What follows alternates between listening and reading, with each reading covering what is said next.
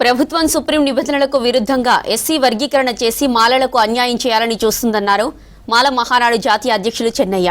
విద్య, ఉద్యోగ అవకాశాలు దక్కకుండా మాలలను అణిచివేసే కుట్ర చేస్తుందని ఆరోపించారు.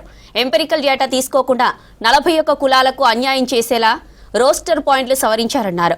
ప్రభుత్వం వర్గీకరణపై పునరాలోచన చేయాలని, లేదంటే నవంబర్ 2న లక్షలాది మంది మాలలతో రణభేరీ సభ నిర్వహిస్తామని హెచ్చరించారు. వర్గీకరణ రద్దు చేసేంత వరకు పోరాడతామని స్పష్టం చేశారు.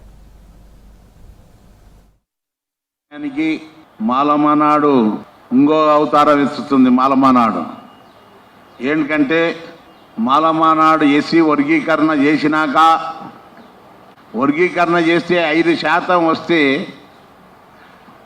5% వస్తే 5 జాబులన్నా రావాలి కదా. 5 జాబులు రాకుండా ఒక్కటే జాబ్ వచ్చింది. ఒక జాబ్ వచ్చినందుకు మాలమానాడు తీవ్రంగా ఖండిస్తుంది. అదేవిధంగా ఈ రోసర్ పాయింట్ పెట్టినందుకు దాన్ని సవరించాలని మన రేవంత్ రెడ్డి గారికి కోరుతున్నాం. చాలా తీరని అన్యాయం జరుగుతుంది. దయచేసి రోసర్ పాయింట్ సవరించాలని మాలమానాడు డిమాండ్ చేస్తుంది. అది సవరించిన దగ్గర మేము ఉద్యమాలు చేస్తాం.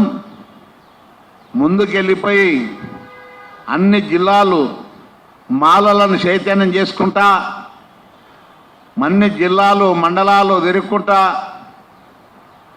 మాలలను చైతన్యం చేసి మాలలకు జరిగిన అన్యాయాన్ని చెప్పుకుంటా ఇది రోసర్ పాయింట్ సవరించిన దగ్గర పోరాటం చేస్తామని మాలమానాడు డిమాండ్ చేస్తుంది. ఈ రోసర్ పాయింట్ సవరించకపోతే మేము చలో హైదరాబాద్ నవంబర్ 2న చలో హైదరాబాదు లక్షలాది మంది వచ్చి మేము మా హక్కులను మేము సాధించుకుంటామని మేము